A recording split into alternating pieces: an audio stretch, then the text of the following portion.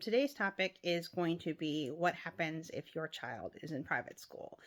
Now, I'm not talking about if your child is put in private school as part of their IEP and the school system or school district has put them in there. I am talking about if you, as a parent, have put your child in private school placement.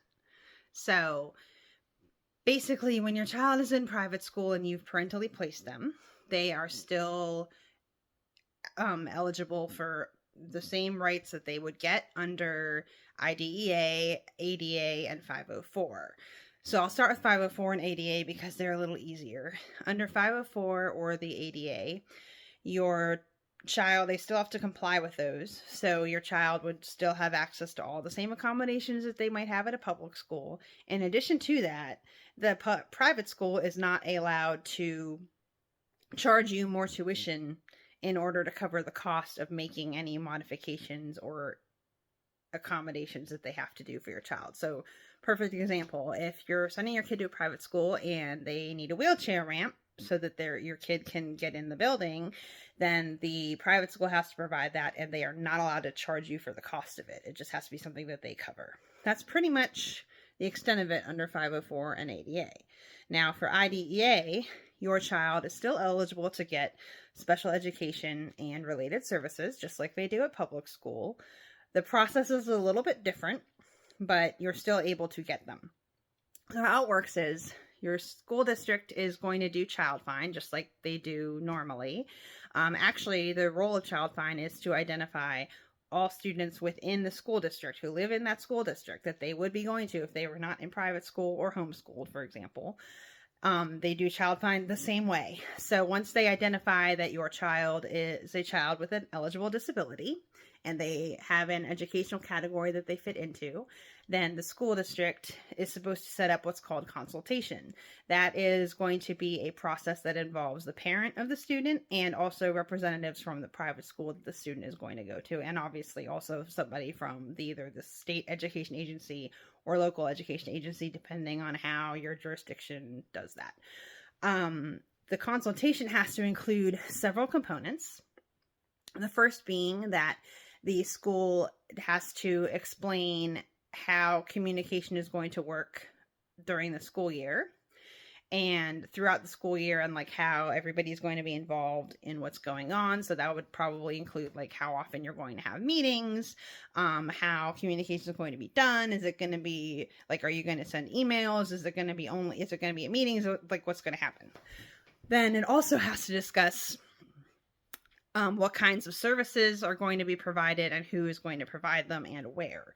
So, for example, is the school district going to use their own OT that is employed by the school district, and is that OT going to come to the private school and provide the services at private school and pull the kid out of class like they do in public school?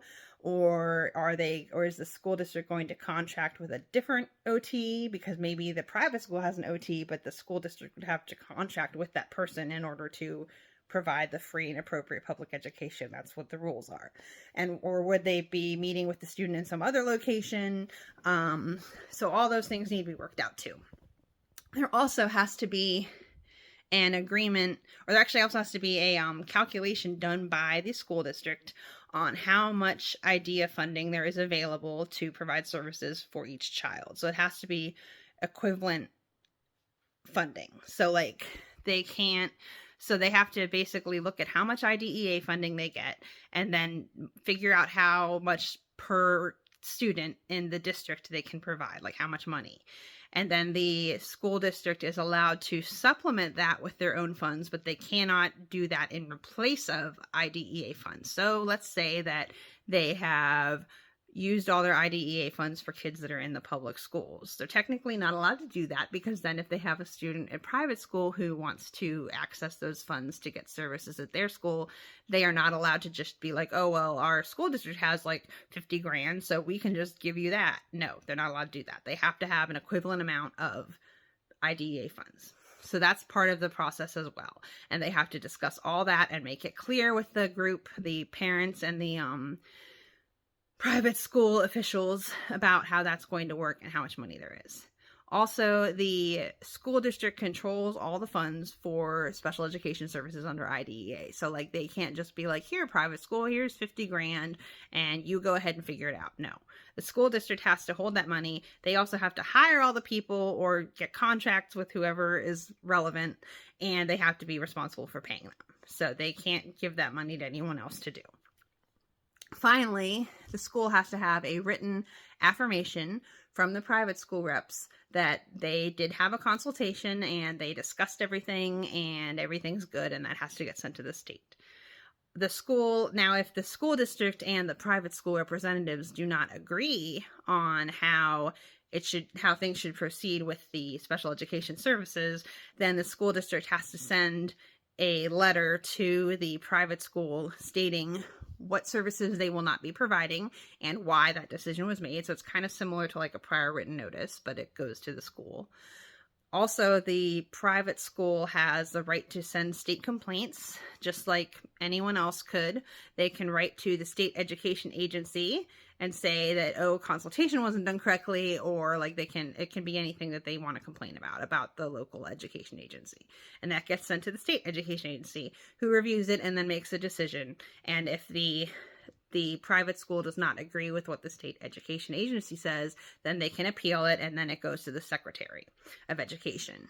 And then I think that decision is final. So there's not like a formal due process hearing like there is when a parent does it with a public school, but there is still a process in place. So then once all that occurs, then the services can be provided to the student. And there aren't really any time frames under IDEA for any of this in relation to private school students. It just says like a reasonable amount of time, which can obviously be interpreted many ways. I'm not going to interpret it because I'm not a lawyer, but it does say reasonable amount of time. It doesn't say, oh, this has to be done in 60 days. This has to be done in whatever.